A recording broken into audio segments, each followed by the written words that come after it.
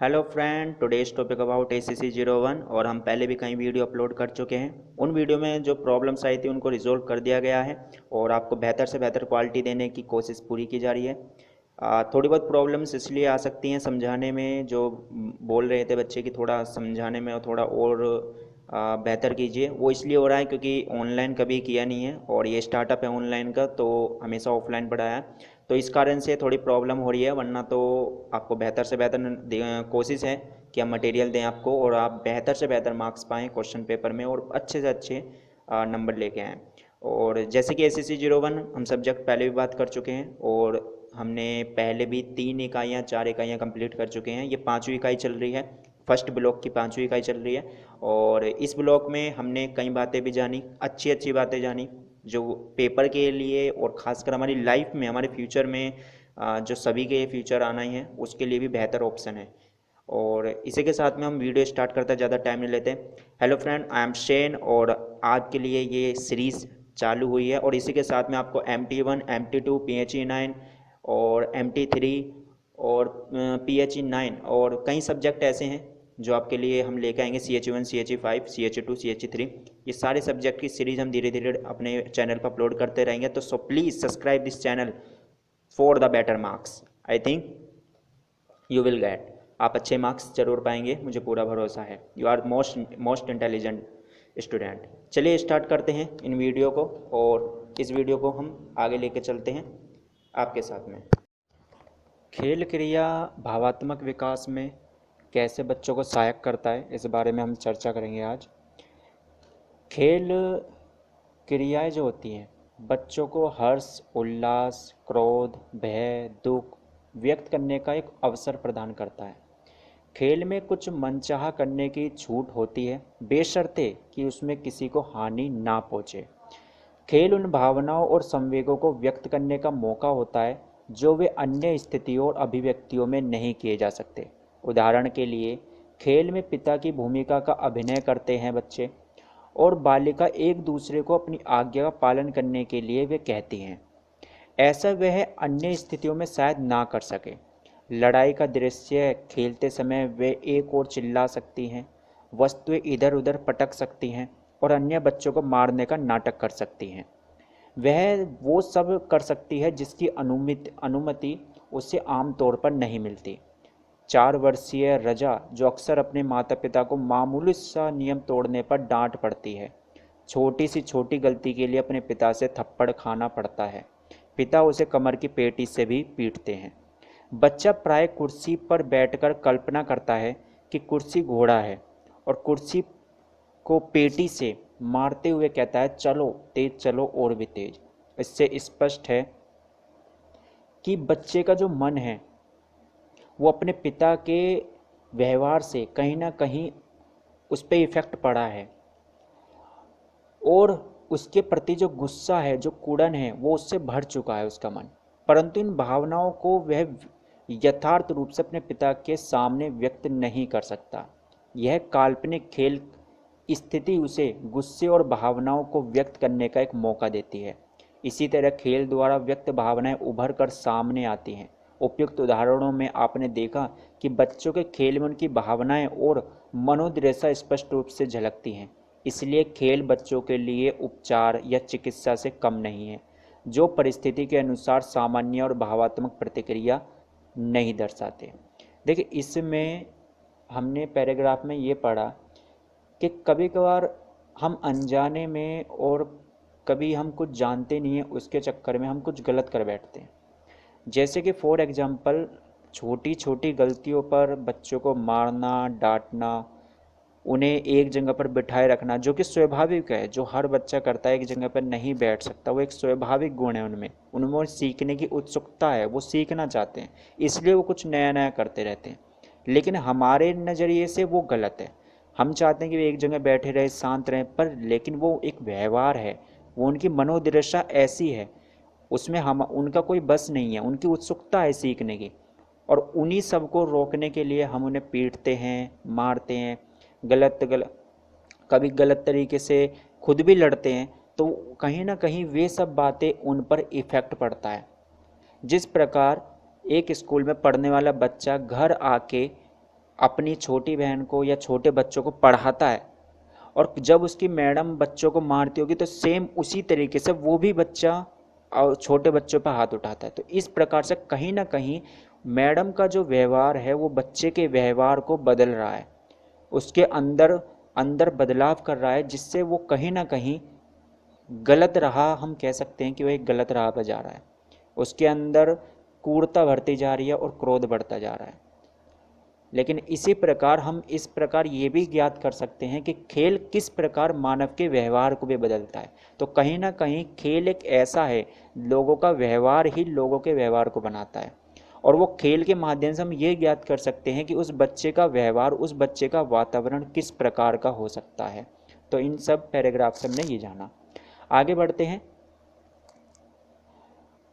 इस चर्चा से आप समझ ही गए होंगे कि खेल बच्चों के लिए विकास में कैसे मदद करता है, भविष्य की भूमिकाओं के लिए तैयार करता है।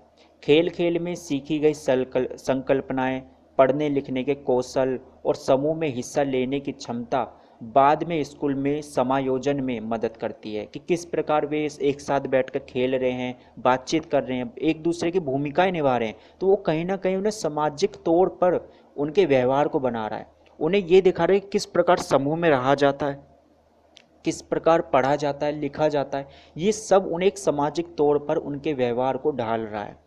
इसी के साथ में हम आगे देखते हैं कि खेल औपचारिक शिक्षा की तैयारी में सहायक होता है। खेल प्रश्न पूछने और खोजबीन करने की मनोवृत्ति को भी प्रदर्शित या परिभाषित या परिपोषित करता है। जैसे जैसे बच्चे नई चीज़ें सीखते हैं वो उनमें निपुणता प्राप्त करते हैं, वे अपने बारे में आश्वस्त होते हैं। यह बढ़ता हुआ आत्मविश्वास उन्हें चुनौतियों का स्वीकार करने के लिए तैयार करता है। जब बच्चा चलना भी नहीं जानता तो वो कोशिशें करता है खड़ा होने के लिए। उसको सिर्फ एक बात पता होती है कि वो ये कर पा रहे हैं, मेरे बड़े जो हैं वो चल पा रहे हैं, तो मैं क्यों नहीं, मुझे भी चलना है पैरों पे। वो देखकर प्रेरित होता है और खुद चलने की कोशिश करता है। उसके अंदर ये भय नहीं होता कि वो गिर जाएगा और टूट जाएगा या चोट लग जाएगी, उसके अंदर ये भय बिल्कुल भी नहीं होता। वो गिरता है लेकिन चलता भी है। जब हम साइकिल सीखते हैं तो हम देखते हैं कि वो साइकिल चला रहा है तो मुझे भी सीखनी है। हमें गिरने का डर नहीं होता, वो चोट भी लगती है तो उससे हमें इतना फर्क भी नहीं पड़ता, वो हम साइकिल चलाने सीख लेते हैं। तो कहीं ना कहीं इंसान का व्यवहार देखकर ही इंसान के व्यवहार में सीखने की उत्प्रेरितता बढ़ती है। अगर मैं एक एग्जांपल लूँ, अगर मैं कहूँ कि एक बच्चा जो एक ऐसे माहौल में है जहाँ वो खेलता है, उसके माता पिता उसे हेल्प करते हैं प्रश्न पूछने में, आगे बढ़ने में, और नई नई चीज़ें, नए नए एक्सपेरिमेंट उससे करवाते हैं, तो वो बच्चा अन्य बच्चों की तुलना में बहुत सक्षम हो जाएगा। उसकी मनोवृत्ति, उसका संज्ञान, उसकी ज्ञानता बहुत ही विकसित हो जाएगी और एक समय तक वो लेवल उसका बहुत हाई चला जाएगा। जैसे गूगल बॉय, उसके मैंने इंटरव्यू में सुना था उसके दादा के, उनका कहना था कि मैं इन्हें फ़ोटो दिखाता था और ये किताब में फ़ोटो को देखता था, पढ़ना नहीं जानता लेकिन फ़ोटो देखता था और पूछता था कि ये क्या है, ये क्या है। लेकिन यहाँ पर हर पेरेंट्स एक गलती कर जाता है, बच्चों के प्रश्नों का जवाब ना देकर हम उन्हें कहीं ना कहीं उस ज्ञान से दूर रख रहे हैं जो उन पर गलत इफेक्ट डालता है, जिससे वो क्वेश्चन पूछने धीरे धीरे बंद कर देते हैं। लेकिन वो जितना प्रश्न पूछेगा और उसका जितना जवाब देंगे वो उसकी ज्ञानता को बढ़ाएगा और उसे और उतना प्रेरित करेगा आगे बढ़ने के लिए। देखिए, मैं सिर्फ ये कहना चाहता हूँ, इस बुक को पढ़ाने का मेरा ये आशय नहीं है कि आपको सिर्फ एग्ज़ाम क्रैक करना है। हर इंसान पे इन फ्यूचर कभी ना कभी एक रिस्पॉन्सिबिलिटी आती है और उसका ये मानना होता है कि परवरिश एक ऐसा शब्द है जो दिखता बहुत छोटा है लेकिन एक इंसान के व्यवहार को, उसके पूरी ज़िंदगी को, उसके फ्यूचर को बनाता है। अगर उसको शुरुआत में ही हम ये सब बातें जानते हैं और हम खुद उसकी हेल्प करें तो आज वो जो है और कल जो होगा उसमें धरती आसमान का फ़र्क होगा। क्योंकि बच्चे सबके होते हैं लेकिन बच्चों को सोना बनाना हर किसी के पे नहीं आता। आज ये किताब, इग्नू ने अगर ये किताब रखी है तो कहीं ना कहीं ये सिर्फ ये नहीं है कि पेपर क्रैक करना है। इस किताब को रखने का मतलब ये है कि हमें संभलना है, हमें जानना है। इस किताब में जितनी बातें लिखी गई हैं वो एक एक्सपेरिमेंट किया गया है। वो सारी जो विद्वान लोग हैं उन्होंने एक्सपेरिमेंट किया, अपनी सारी जितनी भी उनकी नॉलेज थी सब इस किताब में लिख दी, जिससे हमें संज्ञान हो सके और हम वो गलतियां ना करें जो गलतियाँ कभी हमारे साथ हुई हों या फिर आगे होने वाली हों। तो इस किताब को मैं तो यही कहूँगा कि इसे जितनी ज़्यादा से ज़्यादा टाइम फ्री मिले पढ़ लो, क्योंकि पढ़ने से ये बहुत ही लाभदायक होगी और इन फ्यूचर आप खुद इसको फील करेंगे कि हाँ कुछ तो बात थी उस किताब में। तो कहीं ना कहीं हमारे घर में जो लड़ाइयाँ होती हैं, जो सब होते हैं, उसका इफ़ेक्ट भी बच्चे पर पड़ता है। वो डरने लगता है, खासकर वो दूसरों के साथ भी ऐसा ही व्यवहार करने लगता है। बच्चे गालियाँ देने लगते हैं। यहाँ पे एक प्रश्न ये भी उठता है कि लोग कहते हैं हम अपने बच्चों को घर में एक वातावरण बना सकते हैं, पर बाहर के वातावरण से कैसे रोकें। सबसे पहली बात तो ये होती है, अगर बाहर का वातावरण उसको गलत मिल रहा है तो वो एकदम नहीं सीखता, वो घर आके उन शब्दों को यूज करता है। तो हम हमेशा कहते सुना होगा कि नहीं ये काम मत करो, भगवान गुस्सा हो जाएंगे, गलत होता है, ये गंदी बात होती है। कि वो तो करता है बेटा, वो करता है, क्योंकि वो करता है ना, उसको भगवान जी डांटेंगे, उसको सजा देंगे। आप चाहते हो डांटना, आपको चाहिए कि आपको भगवान सजा दें, तो इस प्रकार उसको समझाया जाए कि वो क्यों गलत है। ये मत सोचो कि वो बच्चा है, आगे जाके वो समझेगा तो इन चीज़ों को नहीं करेगा। उसको वो समझ कहीं बाहर से नहीं मिलेगी, वो समझ आपको ही देनी है। अगर वो समझ आप आज दोगे ना और 10 बार उसको टोकोगे, तो वो खुद ब खुद उस काम को करना बंद कर देगा। लेकिन उसका एक कारण बताओ, उसे डांट कर फटकार कर मत बिठाओ कि ये काम मत करो, पीटो मत। वो पीट जितना आप उसे रोकोगे ना, वो उतना उस काम को करेगा। तो उसे प्यार से समझा दो और एक रास्ते पर जाते हो उसे दूसरे रास्ते पर ढाल लो कि बेटा ये काम ऐसे नहीं, इसको ऐसे नहीं करना चाहिए, गंदी बात, इसको इस प्रकार करो। तो इस प्रकार की हम भावनाएं हमें लानी होंगी। तो आगे इसी बात को हम आगे और भी पढ़ते हैं। तो मैं यही कहूँगा कि इस सब्जेक्ट को एक पेपर के लिहाज से ना पढ़कर एक लाइफ के लिहाज से पढ़ा जाए तो बहुत ही ज़्यादा बेहतर होगा। चलिए आगे देखते हैं। इसमें एक बोध प्रश्न 2 दिया गया है, इसे हम थोड़ा पढ़ेंगे, एक बार ज़रूर पढ़ेंगे। क्या दिया गया है कि खेल 4 वर्षीय बच्चों का एक समूह खुले मैदान में खेल रहा है। उनमें से 4 झूलों पर झूल रहे हैं। हर एक बच्चा झूलने के लिए अपनी अपनी बारी की प्रतीक्षा कर रहा है। एक बच्चा बाकी बच्चों को झुला झुला रहा है और अपनी बारी की प्रतीक्षा करते हुए 2 बच्चे रेत में खेलने लगते हैं, लकड़ी से आकृतियां बनाने लगते हैं। एक कहता है मैंने तोता बनाया था, दूसरा कहता है मैंने हाथी बनाया था। तुम्हें पता है जंगल में हाथी को क्या हुआ?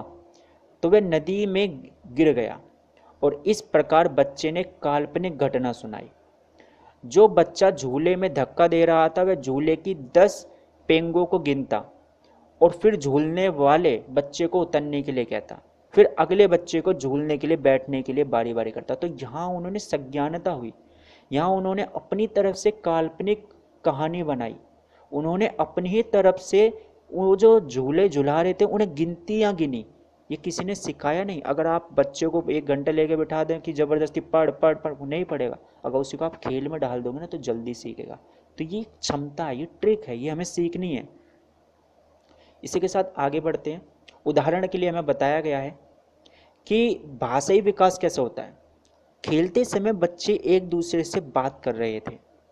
एक बालिका दूसरे को काल्पनिक घटना सुना रही थी। वह घटनाओं को क्रमबद्ध रूप से रख रही थी और इसके लिए शब्दों का प्रयोग कर रही थी। इस प्रकार बच्चों के भाषाई विकास को प्रोत्साहन मिल रहा है। कहीं ना कहीं इसे मैं एक एग्जाम्पल देके समझाना चाहूँगा आपको, जो आप बेहतर रिलेट कर पाएंगे खुद आपकी अपनी लाइफ में। जब हम कहीं इंग्लिश स्पीकिंग ज्वाइन करते हैं ना, तो हम हमेशा ये सोचते हैं कि वो बढ़िया है, कोचिंग है, वहाँ में इंग्लिश स्पीकिंग अच्छा हो जाएगी। वो बढ़िया नहीं है। क्या वो हकीकत बढ़िया है? बढ़िया है वातावरण। हमें कोचिंग में जाके ये देखना चाहिए कि हम वहाँ पे जा रहे हैं तो वहाँ का वातावरण क्या है। लैंग्वेज सीखने का तरीका सबसे पहले अगर आप जानना चाहें तो अपने बचपन में देखिए। क्या आपको हिंदी लिखनी आती थी? क्या आपने हिंदी को सुन रखा था? आपने देखा, सुना, समझा, तब जाके शब्दों का ज्ञान हुआ और तब जाके उन्हें तुमने वाक्य में डाला। तो कहीं ना कहीं इंग्लिश भी तो एक लैंग्वेज है। तो इसी प्रकार अगर हम किसी भी बच्चे को, यहाँ तक कि अगर 3 या 4 साल के बच्चे को भी अगर हम ले जाके किसी बीच ऐसे इंसान में या खुद ही अपने घर में एक ऐसा माहौल बनाए जहाँ इंग्लिश ही बोली जाए, तो वो बच्चा 1-2 साल में खुद ही इंग्लिश स्पीकिंग बोलने लगेगा। फॉर एग्जांपल हम ले सकते हैं जानवी पवार, जो बहुत ही अच्छे मोटिवेशनल एंड इंग्लिश स्पीकर हैं, और उन्होंने केवल इंग्लिश ही नहीं, अदर जितनी भी लैंग्वेज है, ज़्यादा से ज़्यादा लैंग्वेज उन्होंने सीख रखी है। तो ऐसा उनमें ऐसा क्या है जो और बच्चों में नहीं है? क्या उनका दिमाग तेज है? नहीं। क्या उनमें कोई जादुई शक्ति दे रखी है? नहीं।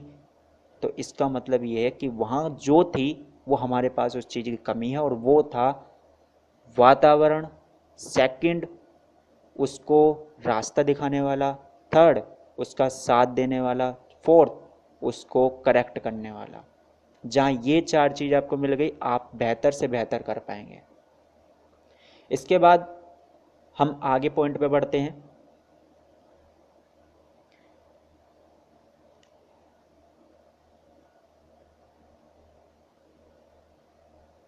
इसमें बोध प्रश्न 2 देखेंगे कि खेल किस प्रकार भावात्मक विकास में सहायक होता है।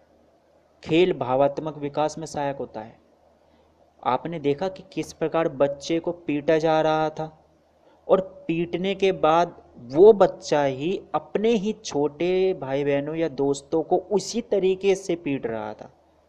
तो कहीं ना कहीं उसकी भावात्मक विकास आपको दिखाई दे रहा है किस प्रकार है।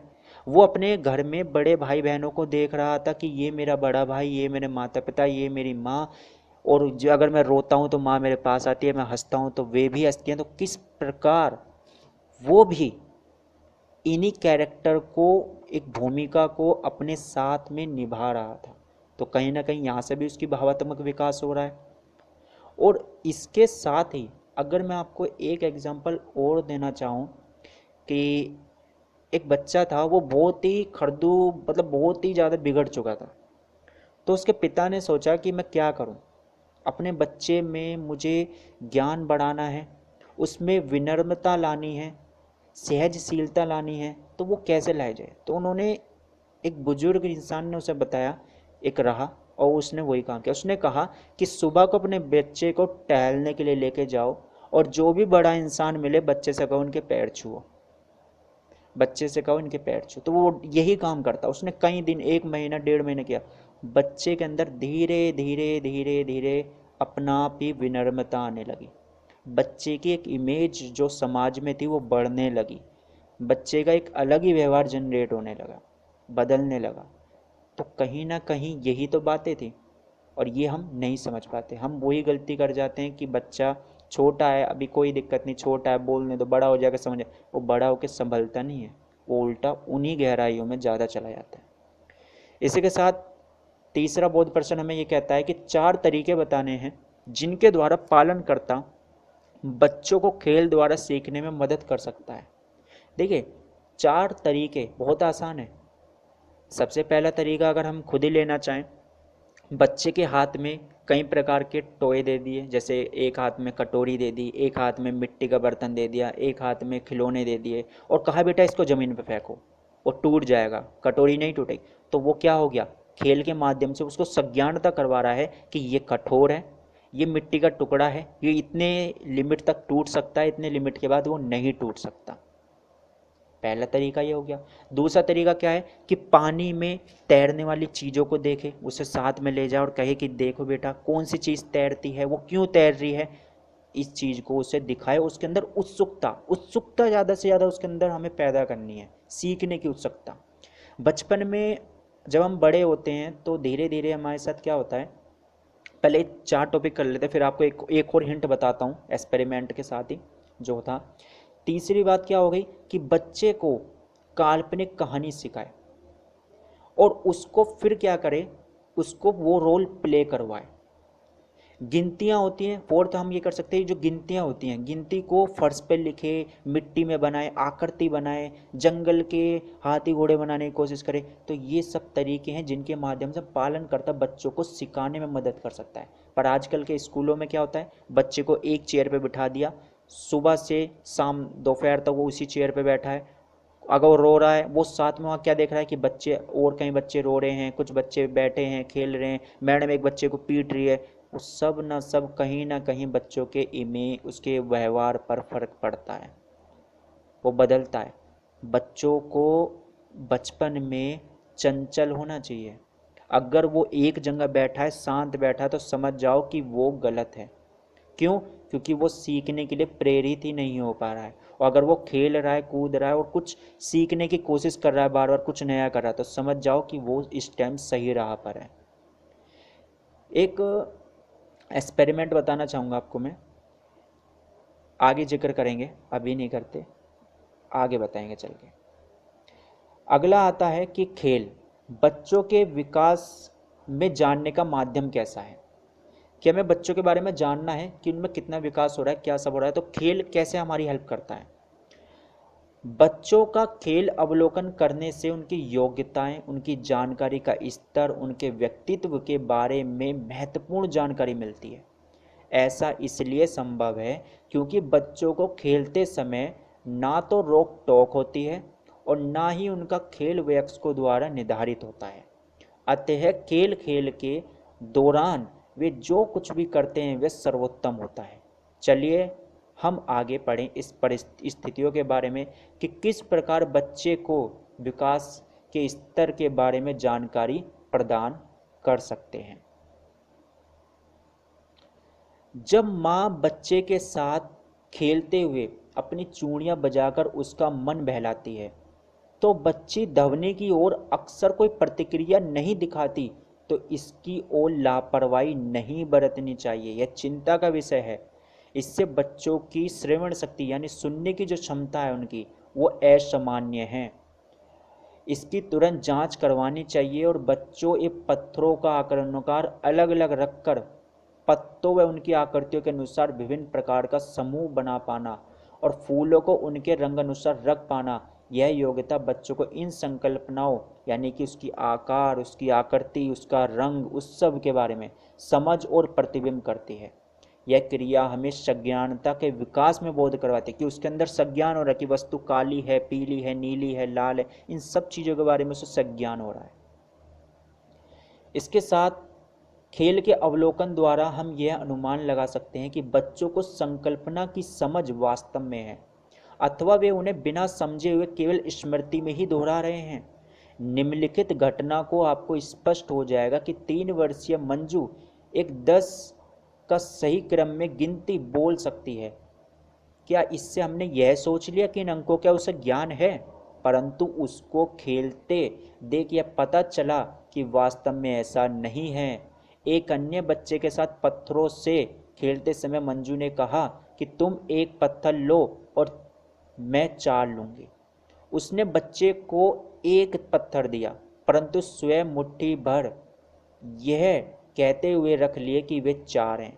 शायद मंजू को एक और अनेक का मतलब तो मालूम था, पर 2 या 3 या 4 5 के बीच अंतर का संज्ञान नहीं था। मतलब यहाँ से हमें ये बात पता चली कि बच्चे के अंदर ये तो पता है उसको कि मेमोराइज है कि 1 2 3 4, पर उसको केवल ऊपरी ऊपरी ज्ञान है। उसको ये नहीं अंतर पता कि 2 और 3 का अंतर क्या है, कि 2 अगर वस्तुएं रखी और 3 वस्तुएं रखे तो उसको क्या अंतर है। और ये हकीकत है, बच्चों को ऊपरी ज्ञान ही ज़्यादातर होता है, उसके माध्यम का ज्ञान नहीं हो पाता। और हम बच्चों को ज़बरदस्ती कहते हैं कि काउंटिंग याद करो, ये याद करो, वो याद करो, ये कुछ फ़ायदा नहीं देता उनको। इसके साथ आगे बढ़ते हैं तो कहीं ना कहीं हमने ये देखा कि बच्चों की ये संज्ञानता जो है ये किस प्रकार उनको इफेक्ट पड़ रहा है, किस प्रकार उनकी आगे जा। तो बच्चों के शारीरिक और क्रियात्मक विकास का अंदाज़ा उन्हें ऊंचाई से छलांग लगाते हुए, पेड़ पर चढ़ते हुए, पैरों पर कूदते हुए, सीढ़ी चढ़ते हुए देखकर लगाया जा सकता है। कुछ 4 वर्षीय बच्चे बिना अटके हुए प्रवाह में कहानी सुन लेते हैं या सुना देते हैं। उनकी भाषा प्रवीणता है, वाक्यों का तार्किक क्रम में जोड़ पाना उनके लिए अब आसान हो गया है। बच्चों द्वारा बनाए गए चित्र और कहानियां उनके क्रियात्मक और ज्ञानता के कौशल के अलावा उनके भावात्मक विकास की भी बोध कराती है। बच्चों को रात में कहानी जरूर सुनानी चाहिए। पहले जब हमारे दादी बाबा होते थे हमें रात को कहानियाँ सुनाते थे, राजा की, रानी की। आज के टाइम में इंसान इतना बिजी हो गया है कि उसको ये कुछ भी नहीं पता। लेकिन कहीं ना कहीं अगर हमें अपने दिनों को बदलना है ना, तो हमें अपने आने वाली जनरेशन को बदलना होगा, और वो किसी और के हाथ में नहीं है, ओनली हमारे हाथ में है। तो इन बातों को भी ध्यान में रखा जाए। जैसे कि आप निम्नलिखित उदाहरण को अगर हम देखें कि किस प्रकार बालकों का खेल उनके सामाजिक विकास को भी दर्शाता। अभी हमने पीछे देखा था कि किस प्रकार वो एक दूसरे की क्या कर रहा है, एक दूसरे की भूमिका निभा रहा है, अपने पिता की भूमिका, अपने माँ की भूमिका, बहन की भूमिका, इन सब की भूमिकाओं को वो निभा रहा है। तो कहीं ना कहीं उसमें सामाजिक संबंधों का ज्ञान हो रहा है, उसको ये ज्ञान हो रहा है कि कौन मेरा अकीन है और कौन मेरे साथ है। इसके साथ ही खेलते समय अनीता गिर गई और रोने लगी। 4.5 वर्षीय पवित्र ने अनीता को रोते हुए देखा, उसके पास आया और उसके आंसू पोंछते हुए कहने लगा, मत रो, क्या तुम्हें दर्द हो रहा है? जब मैं गिरता हूँ मुझे भी दर्द होता है, चलो इस पर दवाई लगा दें, यह ठीक हो जाएगा। इस घटना से पता चलता है कि पवित्र को एहसास हुआ कि अनीता को चोट लगी है और दर्द भी हो रहा होगा। पवित्र ने अनीता के दृष्टिकोण से स्थिति को समझा, उसकी भावनाओं को समझा। तो देखिए, यहाँ से कहीं ना कहीं ये बात हमें रिलेट हुई ना, कि दूसरे की भावनाओं को हमने समझा। अब यहाँ पे वो मैंने पहले आपको बताया कि एक्सपेरिमेंट बताऊंगा, एक बात बताऊंगा, वो अब बताना चाहूँगा क्योंकि अब उसका पॉइंट आया है। क्या बचपन में चलना मुश्किल था? हाँ था, पर बाद में रहा? नहीं। क्या बचपन में साइकिल चलाना मुश्किल था? हाँ, कुछ समय का था, उसके बाद नहीं। क्या बचपन में हिंदी बोलना मुश्किल था? पहले था, बाद में नहीं। तो क्या मैं यहाँ एक पॉइंट अगर मैं आपसे रिलेट करना चाहूँ, आपसे पूछना चाहूँ, तो वो ये है, ध्यान से सुनना। देखो, ये पार्ट लाइफ है, हमें ध्यान देना होगा। ये कोर्स मैं आपको एक पेपर के नतीजे से तो पढ़ा ही रहा हूँ, लेकिन साथ में आपको ये भी बता रहा हूँ कि इन फ्यूचर आपको बहुत हेल्प करने वाला है। 100% गारंटेड के साथ मैं कह रहा हूँ कि आपको बहुत हेल्प करने वाली है बुक। इस बुक को फेंकना मत, संभाल कर रखना, अब देखना इन फ्यूचर कैसे आपकी हेल्प करती है। आपको खुद याद रखना, आपको जो फेमस होने का शौक है ना, कि मैं फेमस हो जाऊँ, फेमस हो जाऊँ, वो फेमस होने का शौक भी ना यही करवा सकता है। अगर आप खुद फेमस हो रहे हैं, साथ में अपने बच्चों के नाम से ही फेमस होंगे। देखिए, जब हम बचपन में कोई काम करते थे ना, तो हमें इतनी समझ नहीं थी, क्योंकि हमें शब्दों का कम ज्ञान था। हमें इन शब्दों का ज्ञान नहीं था कि हार जाना क्या होता है, हमें इन शब्दों का ज्ञान नहीं था कि गिर जाना क्या होता है, हमें इन शब्दों का ज्ञान नहीं था कि ये कठिन है, ये आसान है। हम कुछ नहीं जानते थे, हम सिर्फ ये जानते थे कि ये काम वो कर रहा है, तो मैं क्यों नहीं, मैं भी कर सकता हूँ। हमें कोई तरीका भी नहीं। हम क्या करते थे, क्या हमने ये उससे ये पूछा या कि भैया तुम ये काम कर रहे हो, कैसे चल रहे हो, तुम चल कैसे रहे हो, क्या वो बता पाएगा? नहीं। उसने क्या किया, खुद कोशिश करी, एक रास्ता किया, उठा, गिर गया, उसको समझ आया कि ऐसे उठूंगा तो गिर जाऊंगा, दूसरा रास्ता अपनाया, ऐसे किया, फिर भी गिर गया, तीसरा रास्ता अपनाया, 2 कदम चला, उसको थोड़ा विश्वास हो कि हाँ मैं चल पा रहा हूँ, फिर उसने दोबारा उठा, नया रास्ता अपनाया, उसको और इम्प्रूव किया, वो पूरी तरीके से चल पाया। तो यहाँ से हमें एक बात पता चली कि हम ना अपनी बातों से नहीं, दूसरों की बातों से बहुत इफेक्टेड होते हैं। जैसे कि ये आसान है, ये मुश्किल है। क्या मैं आपको कहता हूँ कि एक 10 किलो का भार है, एक 20 किलो का भार है, और मैं कहने लगूँ कि 5 किलो के बच्चे से 10 किलो का भार उठा ले, हाँ उसके लिए मुश्किल है, पर अगर वो खा पी कर शरीर बना ले, क्या उसके लिए मुश्किल रहेगा? नहीं रहेगा, उठा लेगा वो। तो यही बात है कि हम ये नहीं देखें कि ये मुश्किल है या आसान है। अगर आपके अंदर इच्छा है, आपके अंदर सीखने की इच्छा है, कुछ करने की इच्छा है, तो रास्ता अपना आप बन जाता है। कहावत है, जहाँ चाह है ना, वहाँ राह जरूर मिल जाती है। थॉमस एडिसन ने ना जाने कितने एक्सपेरिमेंट किए थे, तब जाकर उन्हें एक बल्ब का आविष्कार किया था। तो वे भी मूर्ख थे बचपन में, लेकिन आज उन्हें दुनिया जानती है।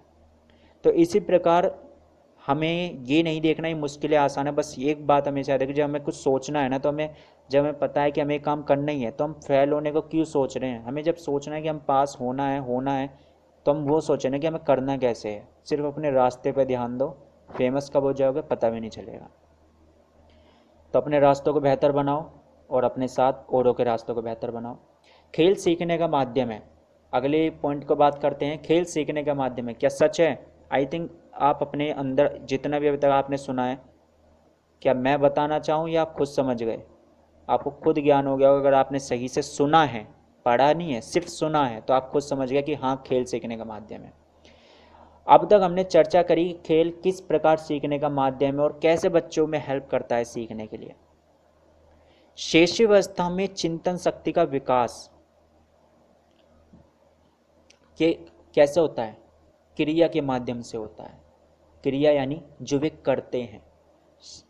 3 वर्ष का होने तक, शैशवावस्था समझते हो ना, बच्चा जब बहुत छोटा होता है, 3 वर्ष तक होने तक, यानी 3 वर्ष से पहले की बात हो रही है, बालिका अपनी आवश्यकताओं को मौखिक रूप से व्यक्त कर सकती है, लोगों से बात कर सकती है, मित्र बना सकती है, चल सकती है, दौड़ सकती है, घूम सकती है, औरों की बात समझ सकती है और माता पिता बहन अन्य लोगों के साथ अंतःक्रिया कर सकती है, बातचीत कर सकती है, कम्युनिकेशन कर सकती है। वह यह सब कैसे सीखती है? शैशवावस्था में बालिका केवल क्रिया के माध्यम से और स्वयं खोज कर ही सीख सकती है। तो वस्तु के बारे में जानने के लिए उनसे खेलती है, उन्हें पकड़ती है, मुंह में डालती है, दूसरों को दिखाती है। वस्तुओं को खेलते हुए धीरे धीरे यह समझ जाती है कि जो वस्तु से दिखती है वो कहीं ना कहीं जरूर विद्यमान है वो हकीकत में है।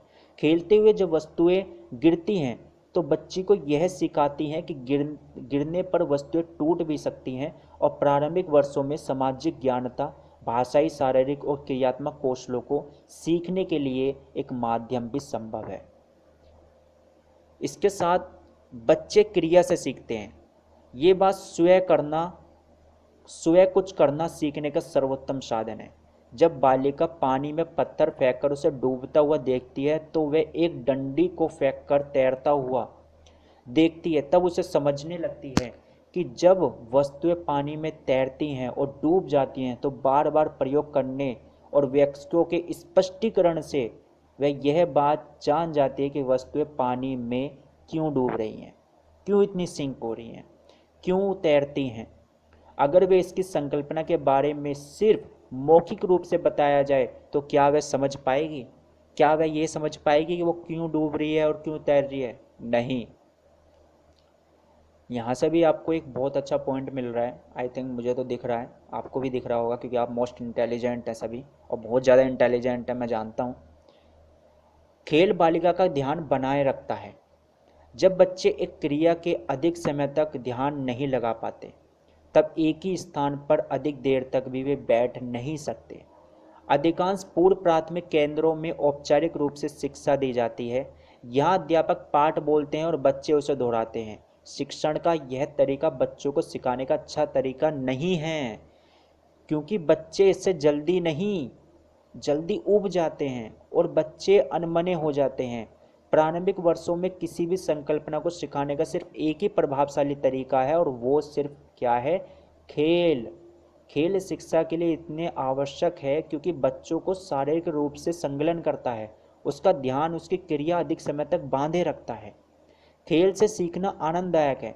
एक ऐसी क्रिया नहीं है, खेल एक ऐसी क्रिया नहीं है जो बच्चे पे थोपी जाती है। वह स्वेच्छा से स्वीकार करता है, उसको खेलता है, उसका मजा लेता है। बच्चों को अपने तरीके से सिखाना चाहिए, खेल के तरीके से, जिनसे उन्हें आनंद आता हो।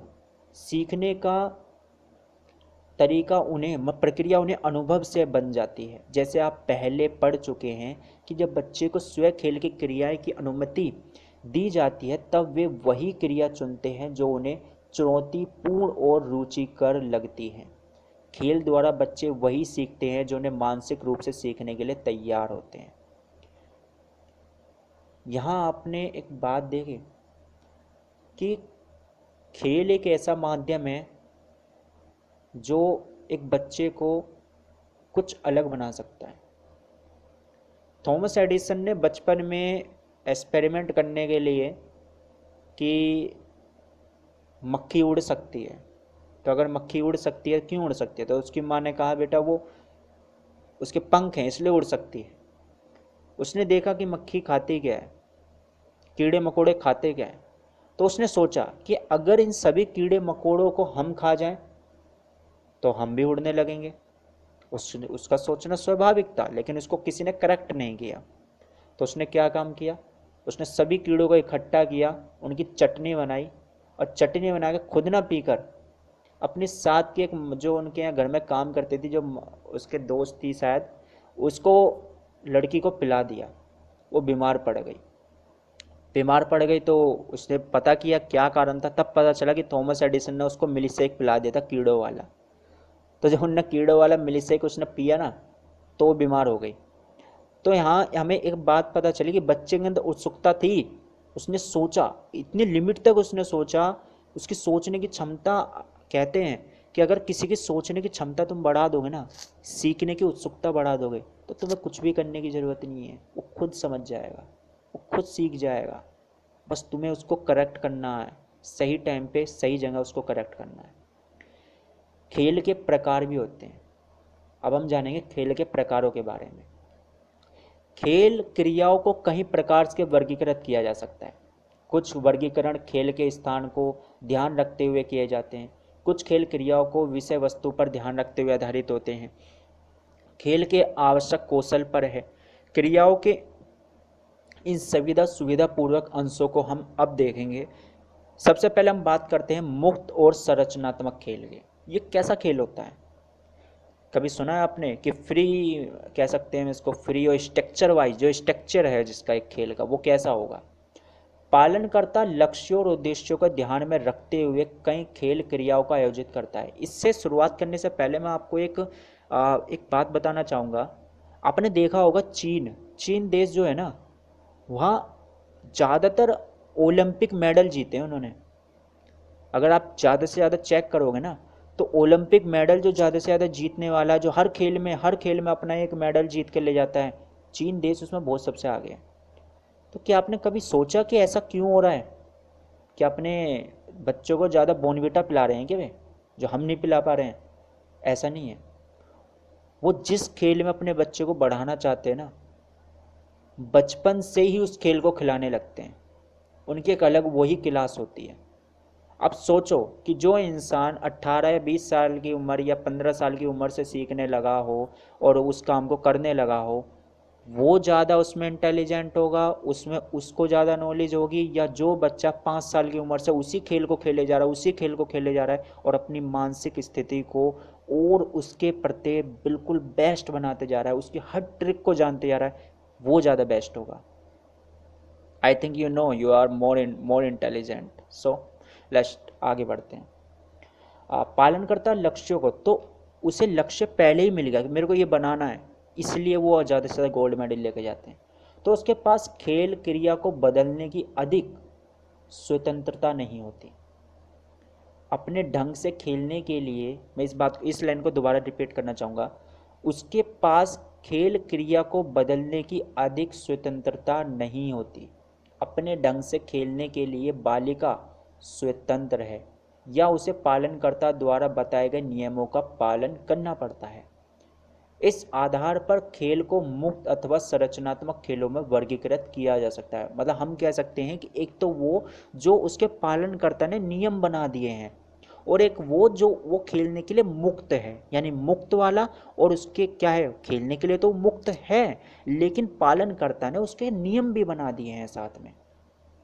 उदाहरण के लिए, जब बालिका मिट्टी के साथ किसी वयस्क के हस्तक्षेप या निर्देश या अनुदेश के बिना, मतलब उसने किसी को उसके रोक टोक नहीं है, खेल रही हो, तो हम इसे कैसा खेल कहेंगे? मुक्त खेल कहेंगे, कि वो खेल रही है, अपनी मर्जी से खेल रही है, उसकी इच्छा के अनुसार। और दूसरी ओर आकृति की संकल्पना करना, समझाने के लिए बालिका को जब पालनकर्ता निर्देश देता है कि चलो बाहर चलकर मिट्टी के कटोरे और थाली बनाए, तब खेल संचरित करता है। इस चर्चा का यह अर्थ नहीं है कि मुक्त खेल से बच्चे कुछ नहीं सीखते। सभी प्रकार के खेलों से बच्चों को सीखने में बढ़ावा मिलता है। अंतर केवल यह है कि संरचित खेल क्रिया से जिस उपलब्धि की आशा होती है, वह पालनकर्ता द्वारा पहले ही निर्धारित होती है। देखिए कोई भी खेल हो, दोनों खेलों से बच्चा सीखता जरूर है, लेकिन जो पालनकर्ता ने जो नियम बनाए हैं उसका पहले से ही एम, उसका मोटिव सेलेक्ट हो चुका है। मोटिव है कि ये चीज़ सीख के वो ये करेगा, तो उसका मोटिव पहले ही सेलेक्ट हो है, पर सीखेगा वो उससे भी। तो यहाँ हम ये कह सकते हैं मुक्त खेल वो जो अपने तरीके से वो कैसे भी खेल सकती है, और जो संरचनात्मक है, जो उसके पालनकर्ता ने जो नियमों के साथ जो खेल बनाया वो सब के बारे में बात कर रहे हैं। अगली बात करते हैं बाहरी और भीतरी खेल के बारे में। जैसा कि नाम से स्पष्ट है कि खेल मैदान में खेले जाने वाले, बाहर खेले जाने वाले, घर के अंदर खेले जाने, हर तरह का खेल होता है।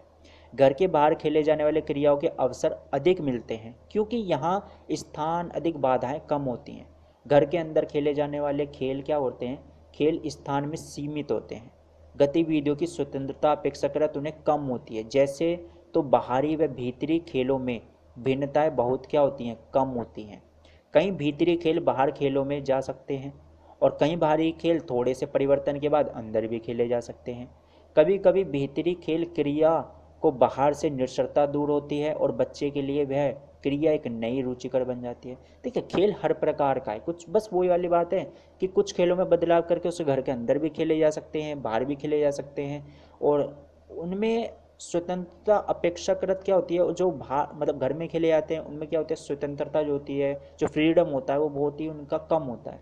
लेकिन जो बाहर खेलते हैं उसमें बाधाएं, जो उनके ऑब्स्टिकल्स हैं वो बहुत कम होते हैं। ठीक है, और खासकर यहाँ एक बात और मैं बताना चाहूँगा कि बच्चे को हमेशा ना ऑब्स्टिकल्स को एनकाउंटर करना चाहिए। उनको ये समझना चाहिए कि ये ऑब्स्टिकल्स है और मैं इसको सॉल्व करूँगा, इससे डरूंगा नहीं। ठीक है, और वी कांट अफ्रेड, ठीक है, वी कांट फेयर, सो मैं इससे लड़ूंगा और इसको सॉल्व करूंगा और आगे बढ़ूंगा। तो बच्चे को हमेशा प्रेरित करो, बच्चे को डिसीजन लेने दो। कहते हैं ना बच्चे के अंदर डिसीजन पावर नहीं है, आप उसे डिसीजन लेने दो। अगर वो डिसीजन लेगा ना, उसको खुद कहो कि एक बच्चे ने कहा कि मुझे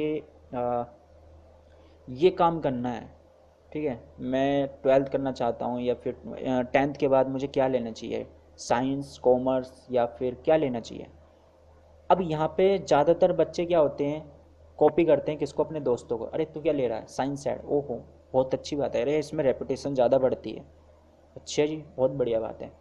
दूसरा कहता है कि नहीं मैं इसमें क्या लेना चाहूँगा, मैं कॉमर्स लेना चाहूँगा क्योंकि यार मेरा दोस्त कॉमर्स ले रहा है, और मेरे चाचा के ताऊ के लड़के के फूफा के चाचा ने, यानी जो मेरे अकीन हैं उन्होंने क्या लिया है, उन्होंने कॉमर्स ली थी और वो बहुत बड़े सीए बन गए।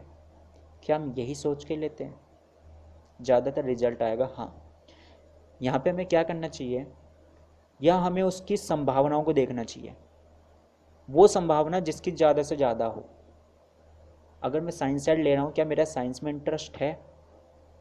अगर कहते हैं किसी सब्जेक्ट में अगर इंटरेस्ट ना हो ना, और उसको अगर फिर भी तुम पढ़ रहे हो और तुम्हें समझाने वाला अच्छा मिल जाए, तो अपना आप ऑटोमेटिकली इंटरेस्ट बढ़ जाता है। जब मैं फर्स्ट टाइम साइंस साइड में गया तो मुझे बायोलॉजी समझ में नहीं आई, तो मैंने मैथ्स लिया। लेकिन जब मैं बीएससी कर रहा था और साथ में अपने कंपटीशन की तैयारी कर रहा था, तो मैंने ये भी जाना कि मेरे एक टीचर आए और उन्होंने मुझे बायोलॉजी पढ़ाई। मुझे बिलीव नहीं हुआ कि वो बायोलॉजी जिसे मैं कभी पसंद नहीं करता था, आज वो मेरी फेवरेट बन गई। मुझे शरीर के पार्ट्स नाम नहीं होते थे, तो मुझे पता चल गया ये किडनी है, लीवर, मुझे ये पता चल गया कि कौन से हार्मोन्स, कौन सी पिट्यूटरी ग्लैंड्स है, कौन सा थायमीन है, ग्वेटर रोग क्या है, क्या क्या हमारे में जो थायराइड ग्रंथि है वो क्या करती है, इमरजेंसी हार्मोन्स क्या होता है, और एस्ट्रोजन क्या होती है, टेस्टोस्टेरोन क्या होता है, इन सब के बारे में धीरे धीरे नॉलेज होती गई और सब्जेक्ट फेवरेट बन गया। तो कहीं ना कहीं ये भी होता है। साथ में हमें बच्चे को ये भी कहना चाहिए कि बेटा तू खुद सोच, तू खुद ढूंढ कि क्यों बढ़िया है, और जो तेरे को प्रॉब्लम है ना वो हमसे पूछ, उस प्रॉब्लम को सोल्यूशन हम करेंगे। उसका क्वेश्चन आया कि मैं ये करना चाहता हूँ, क्या ये करके मैं ये बन सकता हूँ, कि बेटा अगर तुझे पुलिस में जाना है तो आर्ट साइड से भी बन सकता है। अगर तेरा ड्रीम है पुलिस का, मिलिट्री का, या कोई भी आईएएस का, कोई भी एग्ज़ाम का तेरा ड्रीम है ना, तो इससे कर सकता है। कि मुझे रेलवे की जॉब करनी है, तो बेटा तू अगर रेलवे की जॉब करना चाहता है तो इससे भी कर सकता है, आर्ट साइड से भी कर सकता है। हाँ, अगर तुझे एयरफोर्स ज्वाइन करना है, तुझे कोई नेवी में जाना है, तो तू साइंस साइड ले। तो इस प्रकार उसको अगर हम पहले से सारी चीज़ें क्लियर करते चलेंगे ना, तो उसको कठिनता नहीं होगी। वो खुद समझ जाएगा उसको क्या लेना है। लेकिन वो जो भी ले उसके बारे में उसे बताओ, अच्छी नॉलेज काम की। इसी के साथ हम आगे बढ़ते हैं वैयक्तिक और सामूहिक खेल के बारे में। मुझे पता है कि आप कहीं ना कहीं जो मैं बातें कर रहा हूँ रिलेट कर पा रहे होंगे, क्योंकि ये सारे चरण, ये सारे स्टेप्स हमारी लाइफ में ऑलरेडी आ चुके हैं। और अब आगे जो आने वाले हैं, मैं चाहता हूँ कि आप वो गलतियाँ ना करो कि जो बाद में अपना पीछे देख के कहना पड़ेगी कि शायद वो ना होता। आई थिंक, मुझे पूरा बिलीव है कि आप बहुत इंटेलिजेंट हैं, बहुत समझदार हैं, और आप अब भी इतना अच्छा डिसीजन ले रखा है आपने कि आप इस सब्जेक्ट को, मेरी वीडियो को सुन रहे हैं और पढ़ रहे हैं और ध्यानपूर्वक रिलेट कर पा रहे हैं। तो इससे पता चलता है कि आप अपने फ्यूचर को लेकर, अपनी लाइफ को लेकर कितने अपने आप को बेस्ट बनाना चाहते हैं और आपकी सोच कितनी बेस्ट है। वैयक्तिक और सामूहिक खेल के बारे में हम बात कर रहे हैं। जब बालिका स्वयं अकेले खेलती है तो वैयक्तिक खेल कहलाता है। देखिए, जब बालिका, अब हम खेल की बात करें नेक्स्ट की, वैयक्तिक और सामूहिक खेल की। देखो, वैयक्तिक खेल हम कह सकते हैं जो वो खुद खेलती है। वैयक्तिक खेल का आप जानते हो, यानी कि मैं जो स्वयं से खेलता हूँ, जो मैं खुद खेलता हूँ। मैंने एक झोपड़ी बनाई, ठीक है, या फिर मैंने एक झोपड़ी बनाई और उससे खेल रहा हूँ, गुड़िया से खेल रहा हूँ, वो मेरा स्वयं का खेल है, मैं अकेला खेल रहा हूँ। लेकिन जहाँ मैंने खो खो खेला, पकड़म पकड़ाई खेली, चोर पुलिस खेली, वहाँ मैं ग्रुप में खेल रहा हूँ, तो वो क्या है, वो सामूहिक खेल है। समझ रहे हैं ना आप, दोनों में कैसा अंतर है। तो इसके साथ में देखो, ये बताने की जरूरत नहीं, आप खुद समझ गए होंगे वैयक्तिक और सामूहिक के बारे में। तो ये क्या करता है, इसके बात को देखते हैं कि सामूहिक खेल कहलाता है जब दो या दो से अधिक बच्चे वहाँ पे सम्मिलित होते हैं। सामूहिक खेलने के लिए आवश्यक है कि बच्चे दूसरे के दृष्टिकोण को ध्यान में रखने के लिए और खेल के नियमों का पालन करें। जैसे कि आप पढ़ चुके हैं, योग्यता उम्र के साथ विकसित होती है। 3-4 साल बच्चे की उम्र, बच्चा अधिकतर अकेले खेल खेलता है, अन्य बच्चों के साथ केवल थोड़े समय के लिए ही परस्पर वो मिल पाते हैं। जैसे जैसे बच्चे बड़े होते हैं वे दूसरों के साथ खेलना सीखते हैं और फिर उनके खेलने का अधिकांश समय समूह में खेलने में बीतता है, परंतु समय समय पर वे बच्चे कभी अकेले भी खेलना पसंद करते हैं। खेलने में आपने देखा होगा, एक खेल आता था लगम लगाई जिसे हम कहते थे। उसमें क्या करते थे, 5-6 बच्चे होते थे और एक बच्चा उन सबको पकड़ता था, उन्हें एक एक चॉइस करी हुई जगह पर खड़ा करता था, और अगर उसे जो और अदर उसके दोस्त हैं वो अगर उसे छू देते थे तो वो भी छूट जाता था, वो भी भाग जाता था। तो सब लगम लगाई कहते थे हमारे खेल में। तो अब पता नहीं वो खेल रहे भी, अब तो मैं देखता नहीं बच्चों को। तो वहाँ पे बच्चे की सोच विकसित होती थी कि मैंने इसको यहाँ खड़ा किया, अगर मैं वहाँ उतनी दूर भाग के गया तो ये इधर से छुड़ा लेगा, इधर से ये लड़का आएगा इसको छू के इसको ले जाएगा, तो मैं ये नहीं होता। वो थोड़ा सा जाता था, अब वहाँ पे वो ट्रिक खेलता था, वो थोड़ा सा जाता था और जैसे ही देखा वो आ रहा है वो तुरंत लंबा चक्कर मार के उसको तुरंत पकड़ लेता था। तो यहाँ उसकी सोचने की क्षमता हो रही है कि इस काम को मैं ऐसे भी कर सकता हूँ, उसको ये भी पता चल रहा है कि मैं इस काम को ऐसे भी कर सकता हूँ। दूसरी बात मैं आपको ये यहाँ से एक बात और बताना चाहूँगा कि हर हमारा जो माइंड है ना, उनमें न्यूरॉन्स होते हैं, और वो न्यूरॉन्स क्या होते हैं, वो रिलेट करते हैं चीज़ों को। वो एक ही चीज़ से कई चीज़ों को रिलेट करता है। जैसे कि हम वर्ड मीनिंग याद करते हैं, बहुत सारी वर्ड मीनिंग याद करें हम भूल जाएंगे, लेकिन आपको जानते हैं वर्ड मीनिंग का कहाँ से निकली है? कहते हैं वर्ड मीनिंग का रूट वर्ड, आपने सुना होगा ना रूट वर्ड, और रूट वर्ड से कई सारी वर्ड मीनिंग बनी है। तो यही खेल हमारे दिमाग का है कि एक शब्द पकड़ लिया, उसी से कई शब्द। जैसे मैं फॉर एग्जांपल आपको मैं एक एग्जांपल देता हूँ, क्योंकि ये सब्जेक्ट में अगर आपको अच्छे मार्क्स पाने ना, तो आपको थ्योरी के साथ में एग्जांपल अगर आपने बेस्ट दे दिया ना, तो एग्जामिनर आपको खुल के नंबर दे देगा। तो एग्जांपल लेते हैं, अगर मैं आपसे पूछूं कि मुझे ये बताइए कि जो डिब्रूगढ़ है, डिब्रूगढ़ आपने सुना होगा, डिब्रूगढ़ कौन सी नदी के किनारे बसा हुआ है? डिब्रूगढ़। और गुवाहाटी, गुवाहाटी कौन सी नदी के किनारे बसा हुआ है? और ऐसे ही मैं आपको 14-15 नाम दे दूं और आपसे कहूँ केवल आपके पास 1 घंटा है याद करने के लिए, और यही चीज़ मैं आपसे 10 दिन बाद भी सुनूंगा, तो क्या आप याद रहेगा आपको? क्योंकि आपने रट्टा मारा है, नहीं रहेगा। लेकिन अब मैं जो आपको बताने वाला हूँ ना, आप इसे भूल के दिखाना, अगर आपने 2 से 3 बार प्रैक्टिस कर ली अच्छे से। डिब्रूगढ़ और गुवाहाटी की बात करी है मैंने। डिबू यानी कि डब्बू, डब्बू है मेरी गली का लड़का, तो डब्बू गवाह है, डब्बू गवाह है कि मैं ब्रह्मा की पूजा करता हूँ।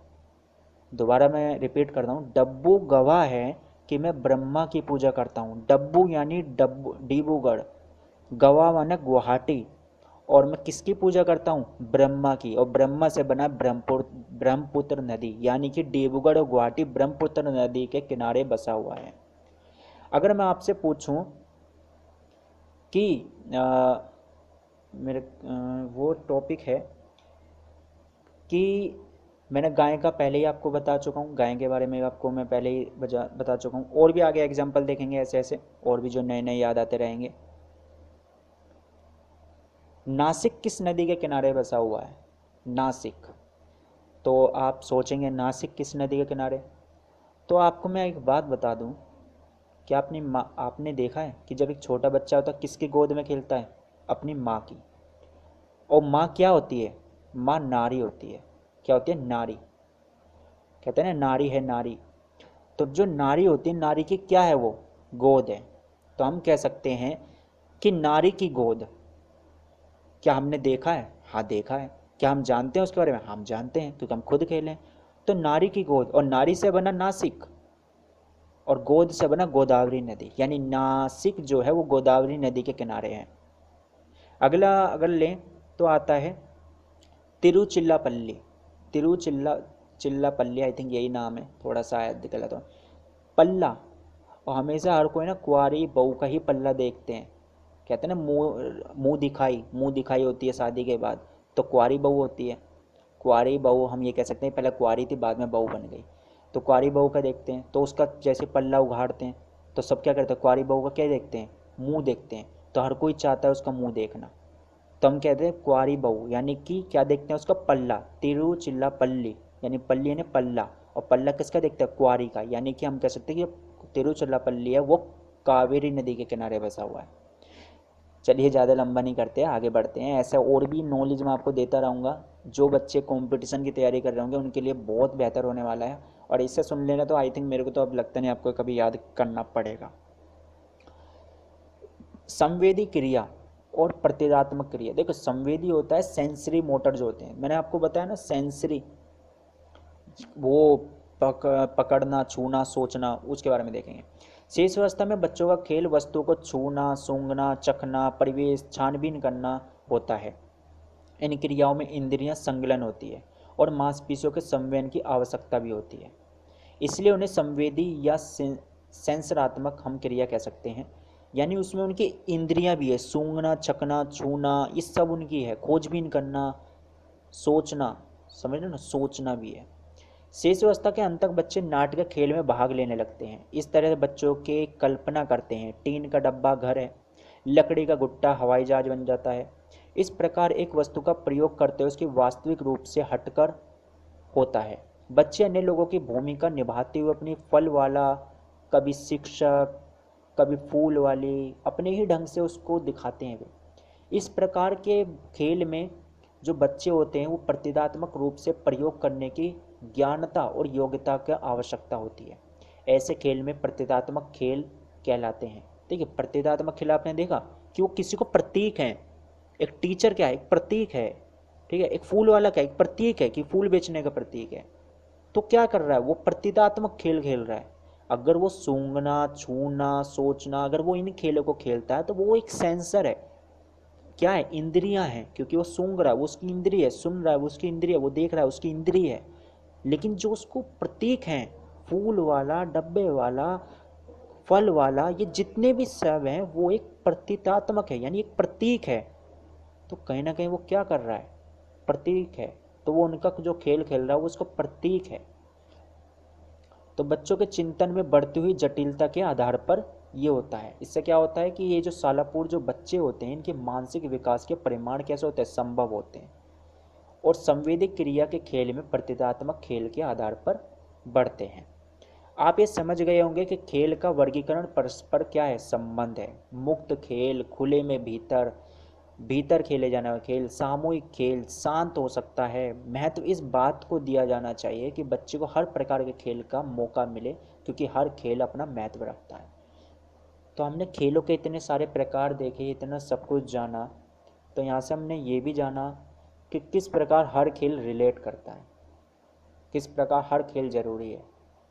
तो बच्चे को एक कहावत थी, पढ़ोगे लिखोगे बनोगे नवाब और खेलोगे कूदोगे बनोगे खराब। तो भैया ये कहावत जिसने बनाई हम तो नहीं जानते कैसी बनाई, लेकिन लिमिट में हर चीज़ होनी चाहिए। खेल को प्रभावित करने वाले कारक क्या होते हैं? अब खेल को भी प्रभावित करने वाले कारक हम देखते हैं क्या हो सकते हैं, और ये कहीं ना कहीं हमसे भी रिलेट करता है। देखिए थोड़ा ये जो वीडियो है थोड़ा लंबा हो सकता है, क्योंकि सब्जेक्ट ही ऐसा है, क्योंकि आप जानते हैं कि एक ही इकाई में कम से कम 14 से 15 20 से 30 से 40 पेज हो जाते हैं, तो इसलिए थोड़ा लंबा हो सकता है। पर मैं जल्दी से जल्दी कोशिश करूँगा कि इस यूनिट को जल्दी ख़त्म किया जाए और हम अपनी दूसरी यूनिट जो है 2 यूनिट को स्टार्ट करें। आयु की बात कर रहे हैं तो बच्चे किस प्रकार के खेल चुनते हैं उनकी उम्र के प्रभावित होता है। एक बच्चा 6 महीने के शिशु में आसपास पड़ी वस्तुओं को उठाने, उनका निरीक्षण करने का खेल खेलता है। तिपहिया साइकिल चलाने का, रेत में वस्तु बनाने का, ये सब खेलों को वो खेलता है। इसके साथ में अब हम थोड़ा स्पीड में चलेंगे, क्योंकि ये छोटे टॉपिक है, क्योंकि हम ये सब जानते हैं आयु के अनुसार जैसे जैसे खेल खेलते हैं। इसके साथ में जो 8 वर्षीय बालक होता है वो साइकिल चलाता है, पेड़ों पर चढ़ता है और स्टेपू खेल खेलता है। बच्चों द्वारा खेल का चुनाव कौशलों और योग्यताओं के आधार पर भी निर्धारित होता है। ऊपर लिखित निर्णयों में आपने 8 वर्षीय बालकों में उनके चुने शारीरिक कौशलों को प्रभावित किया, मतलब जिन्होंने जो खेल खेले उनके शारीरिक कौशलों को प्रभावित कर रहा था। जैसे बच्चे बड़े होते हैं उनकी सामाजिक क्षमताएं भी वृद्धि होती हैं, उनकी परस्पर अंतक्रियाओं में गुणात्मक बदलाव भी होता है और इसी कारण वे खेल से प्रभावित भी होते हैं। जिन खेलों के आपसी सहयोग और टीम खेलना, टीम बनाने वाला खेलना, वो बहुत ही करना उनके नियम का आवश्यक होता है। वे खेल जो 3 वर्षीय बालकों के लिए सामर्थ्य हैं, परंतु 8 वर्षीय बालकों के लिए खेलना संभव नहीं है। जो 3 वर्षीय बच्चे खेलते हैं, क्या वो 8 वर्षीय बच्चे खेलेंगे? नहीं खेलेंगे। तो इसलिए बच्चों के खेल की विषय वस्तु भी उम्र के साथ बदलती रहती है। 6 वर्षीय बालिका और 3 वर्षीय बालिका गुड़ियों के खेलने से भिन्नता होती है। 6 वर्षीय बालिका विस्तृत रूप से खेल का आयोजन करती है, गुड़िया को स्कूल के लिए तैयार करती है, उसे पढ़ाती है, उसकी प्रगति के बारे में अपने माता पिता से चर्चा करती है, उसे खेलने के लिए बाहर भी ले जाती है, ये सभी। और 3 वर्षीय बालक गुड़िया के इतना अधिक सरल नहीं होगा। एक विशेष खेल की क्रिया में बालिका जितना समय व्यतीत करती है उसकी उम्र में निर्धारित होता है। और इसी के साथ में अगला हम बिंदु देखते हैं लिंग। लिंग की बातें हम देखें कि लिंग किस प्रकार से रिलेट कर रहा है। अगर हम जाने खेलों के नाम को बता सकते हैं केवल लड़के ही खेलते हैं, और कुछ खेल ऐसा होता है जो सिर्फ लड़कियां ही खेलती हैं। लड़कों लड़कियों के खेलों में अभिरुचि से ही जन्म अलग अलग की प्रगति होती है उनमें। लड़कों लड़कियों के खेल में भिन्न क्यों होते हैं? शारीरिक क्रियाएं उनकी सामग्री खेल के लिए भी प्रयुक्त होता है, मतलब लिंग निर्धारण भी कहीं ना कहीं खेलों के अंतर करता है। इसी के साथ में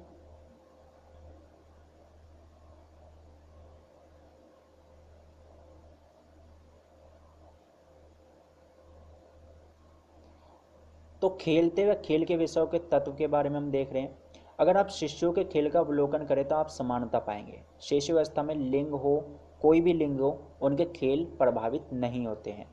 तो खेल अपने आसपास की वस्तुओं और खोजबीन से संबंधित होते हैं। जैसे बच्चे बड़े होते हैं, लड़कों लड़कियों में रुचिकर जो भिन्न होता है वो बदलने लगता है। लड़की अपनी माँ के कपड़े पहनना, गुड़ियों का खेलना, खाना बनाना, नाटक करना, सिलाई करना, ये सब कार्य करती है।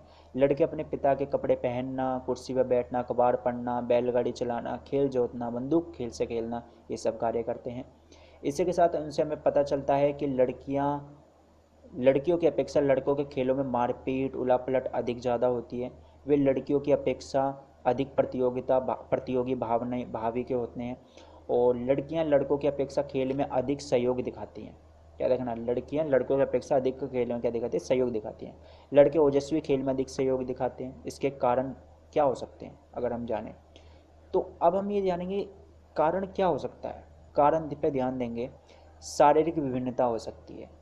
लड़कों और लड़कियों का शारीरिक विभिन्नता हो सकती है। एक बच्चा कितनी शारीरिक क्रिया कर सकता है, उसकी शरीर की वृद्धि के प्रभावित होता है। इसी का असर बच्चों के खेल का चयन भी पड़ता है। इसी कारण लड़के अधिक सक्रिय खेल चुनते हैं, परंतु बच्चों के अधिकांश खेल अभिरुचियों के कारण शरीर वृत्तियां न होकर सामाजिक अपेक्षाओं और रूढ़ियां से बंधे हैं। बच्चों के खेलों की अपेक्षा उनके लिंग द्वारा प्रभावित होता है। इसी कारण प्रभाव खेल में भी चयन पड़ता है। उदाहरण के लिए कि समझें कि यह देखा जाता है कि लड़की में पेड़ पर चढ़ने के लिए सामर्थ्य नहीं है, परंतु संभव तो है। जब लड़की पहली बार पेड़ पर चढ़ने लगती है तो उसकी माँ कहती है कि क्या तुम लड़कों वाले काम कर रही हो, नीचे उतरो। दूसरी ओर लड़कों को इसी के लिए प्रयास किया जाता है कि अवश्य शाबाश, शाबाशी दी जाती है। लड़का लड़की की अपेक्षा अधिक कुशलता से पेड़ पर चढ़ना सीख जाता है, जहाँ की लड़की को भी रोका गया है। और इसका कहीं ना कहीं एग्जाम्पल ये भी है कि आज कुश्ती में ले लो, टेनिस में ले लो, क्रिकेट में ले लो, कहीं भी देख लो लड़कियां हैं। कारण क्या है? कारण यही है कि उन्हें अपनी सामर्थ्य को बढ़ाने का मौका दिया गया, सामाजिक बाधाएं, ऑब्स्टिकल्स उन पर नहीं लगाए गए।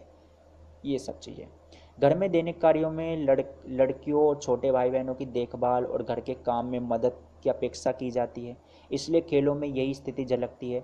लड़के पिता की मदद करते हैं, बाहर काम करते हैं, ऐसी स्थितियों में उनकी झलक दिखाई देती है।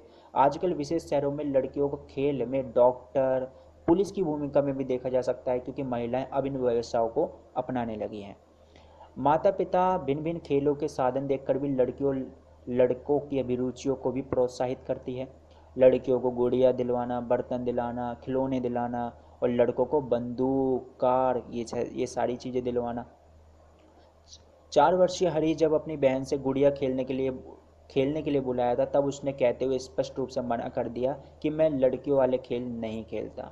परंतु जब वह सोचता है कि कोई उसे नहीं देख रहा, तब वह गुड़ियों से खेलता है। इससे स्पष्ट है कि हरी को गुड़ियों से खेलना अच्छा लगता है। गुड़ियों से खेल के प्रति उसकी प्रत्यक्ष अभिरुचि जन्मजात नहीं है। तो हमने ये देखा कि सिर्फ समाज के डर से या कहने के डर से, जो हमने सुना है उसके डर से हम अपनी उन अभिरुचियों को दबा देते हैं। और अभिरुचि बचपन से ही हम उन्हें दिखा दिखा के पैदा कर सकते हैं। संस्कृति जानते हैं, संस्कृति जीवन शैली पर हमारी असर डालती है। शिशु पालन की जो परंपराएं भी संस्कृति से हमारी प्रभावित होती हैं। इन्हीं कुछ परंपराओं से हम चर्चा करेंगे। आइए हम इस प्रकार की परंपराओं के बारे में कुछ देख लेते हैं। कई भागों में शिशुओं को तेल से मालिश करना पुरानी प्रथा है। माँ और बच्चों दोनों के लिए यह क्रिया बहुत ही सुखद होती है। इस गतिविधियों के दौरान माँ आमतौर पर गाना गुनगुनाती है, बच्चे से बातचीत करती है, खेल खेलती है। भारत के सभी भागों में इस प्रकार के माँ और शिशु के खेल देखने को मिल सकते हैं। अनुभव और अन्य संस्कृति जहाँ ऐसी अंत्यक्रिया नहीं होती।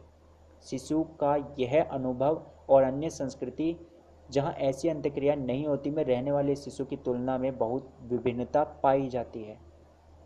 बच्चों की वयस्क जीवन के बारे में कल्पना उनके खेल से ही झलकती है। वयस्क होने पर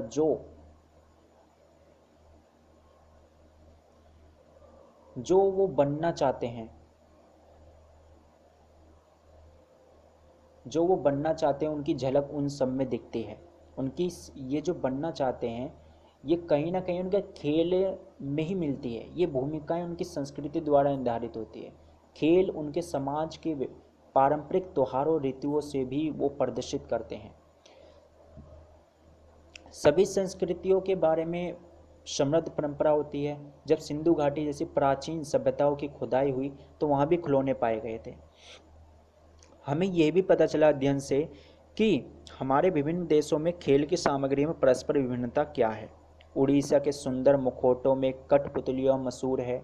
लकड़ी के खिलौने कर्नाटक के चिन्नापटना में, आंध्र प्रदेश में कोडापल्ली में बनते हैं।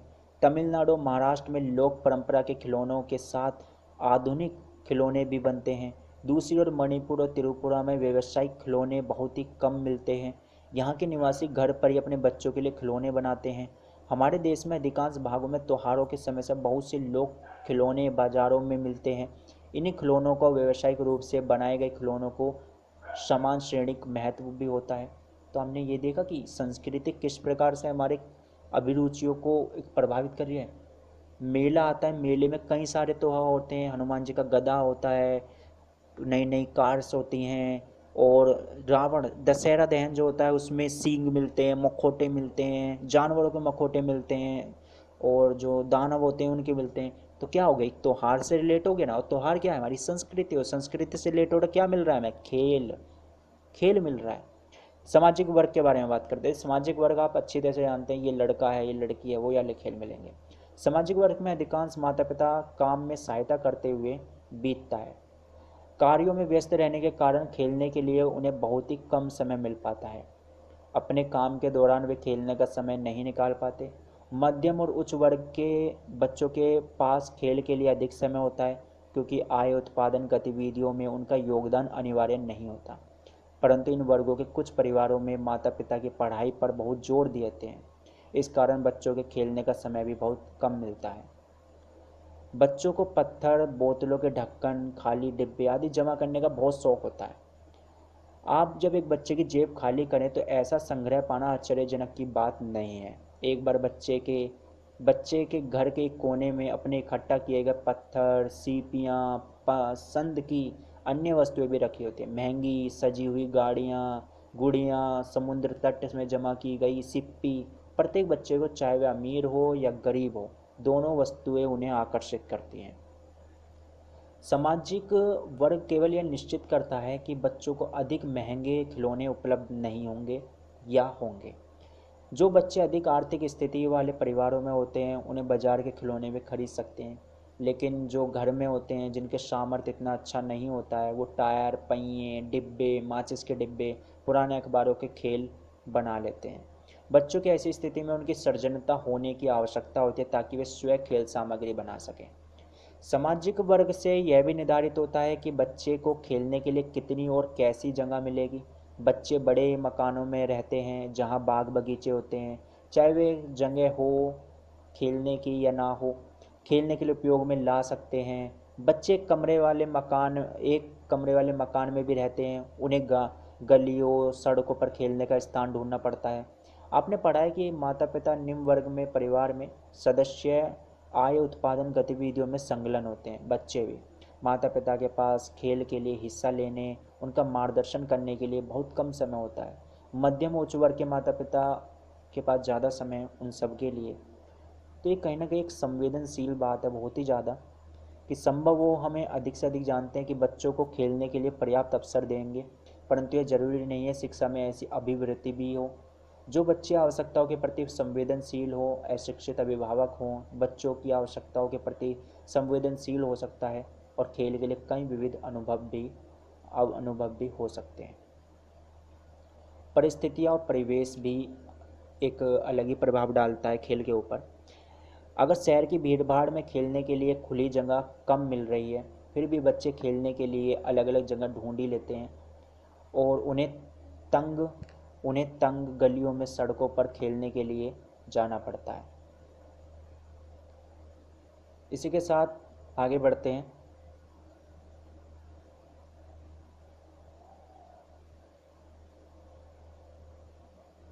जो संपर्क है उसके माध्यम से हम देखेंगे, जैसे कि पत्रिकाएं हो गई, किताबें हो गई, श्रव्य दर्शन माध्यम हो गई, जैसे रेडियो, टेलीविज़न, ये अत्यधिक प्रभाव पड़ता है बच्चों पर इनका। बच्चों के लिए चित्रित किताबें, पत्रिकाएं उपलब्ध होती हैं, रेडियो हैं, टेलीविज़न है, उनके कार्यक्रम होते हैं। बच्चों में कहानियों की सुनने की बहुत उत्सुकता होती है, रेडियो पर वो धुन सुनते हैं, गाने सुनते हैं। इस सब कार्यक्रम भी कहीं ना कहीं बच्चों को एक लाभ भी पहुंचाते हैं। और जनसंपर्क जो माध्यम है अक्सर समाज की रूढ़िबद्ध धारणाओं को भी क्या करता है, वो बढ़ाता है और वो स्वयं उस कार्य को फिर करने के लिए प्रेरित होते हैं। अनुभवों के स्तर की अगर हम बात करें तो इसमें आता है, तो अनुभवों का स्तर आपने यह भी पढ़ा कि किस प्रकार बच्चों का उम्र, लिंग, परिस्थिति, संस्कृति, परिवार, उपलब्ध साधन, जनसंचार माध्यम, उन खेल के विषयों में के लिए उपलब्ध समय है, प्रयुक्त खेल सामग्री को भी प्रभावित करते हैं। परिवार और पड़ोस में बच्चों का अनुभव होते हैं और महत्वपूर्ण ढंग से खेल के स्तर को प्रभावित करते हैं वे सभी भी। तो देखिए, इस सब बातों को हमने सुना। और सामाजिक वर्ग में परिवार में माता पिता सुबह ही काम के लिए निकल जाते हैं, शाम को घर आते हैं। काम पर जाने से पूर्व माँ शिशु की मालिश करती है, उसी समय खेलती है, बातचीत करती है। शाम को जब माता पिता दोनों पास होते हैं तो बच्चे के साथ खेलते हैं। माँ घर का कामकाज करती है। दूसरी स्थिति में माँ शिक्षित माँ है जो अमीर परिवार की है, अपने बच्चों को अधिकतर पालने के लिए खिलौने पास लिटाए रखती है। बच्चे के केवल शारीरिक देखभाल की ओर उसका ध्यान रहता है और बहुत कम खेलती है। इन दो परिस्थितियों में संभव यह है कि पहले परिवार की बालिका का बचपन अच्छा बीतेगा, जो खेल रहे हैं उनके साथ समय व्यतीत कर रहे हैं, क्योंकि उसे सीखने के लिए कई मौके मिलते हैं। जो अभिभावक पालनकर्ता खेल का महत्व समझते हैं वो बच्चों को ऐसा वातावरण दे सकते हैं जिसमें खेल को बढ़ावा मिल जाए, उसका सामाजिक वर्ग मिले, शिक्षा मिले, परिस्थिति मिले। ये यूनिट यहीं पर ख़त्म होती है और इस यूनिट के साथ हमने खेल को प्रभावित करने वाले सभी कारकों को पढ़ा, ये भी क्वेश्चन है। इसके साथ हमने 1-2 वर्षीय बच्चों के लिए 5 वर्षीय बच्चों का खेल का अवलोकन किया कि जो 2 वर्ष के बच्चे खेलते हैं वो 5 वर्ष के बच्चे खेलते हैं नहीं खेलते हैं, किस प्रकार लिंग का विभेद होता है, किस प्रकार लड़का लड़की के कार्यों में विभेद होता है, और कुछ कार्यों का विभेद समाज के कारण होता है, कुछ संस्कृति के कारण होता है। 5 वर्षीय बच्चों की हमने खेल क्रियाएँ भी देखी, और आपके विचार में दोनों खेल क्रियाएँ विभिन्न क्यों हैं, मतलब दोनों बच्चे में, लड़का लड़की में क्यों उनके खेल भिन्न हैं, क्या अंतर है, आई थिंक आप समझ चुके हैं। एंड में इस चैप्टर को ख़त्म करते हुए मैं एक बात और कहना चाहूँगा कि मोबाइल का दौर आज के टाइम में बहुत ज़्यादा है, ये हम सभी मानते हैं, लेकिन बचपन में बच्चों से अपना पीछा छुड़वाने के लिए, उन्हें एक जगह शांत बैठाने के लिए मोबाइल ना दें, क्योंकि मैं मानता हूँ टेक्नोलॉजी में वे आगे बढ़े, अच्छी बात है, लेकिन वो मोबाइल उनके खेल को छीन रहा है। आज का हर बच्चा गलियों में कम खेलता हुआ, पार्कों में कम खेलता हुआ मिलता है, बस दिखता है तो सिर्फ मोबाइल में, और जो हम सब भी हैं। और वो मोबाइल की उसकी ऐसी इच्छा ना उसके शारीरिक विकास होने देता है, ना उसका मानसिक विकास हो पाता है, और वो डिसीजन पावर, उसकी सारी जितनी भी एबिलिटी है वो सब की सब जो उसने बचपन में बनाई है वो सब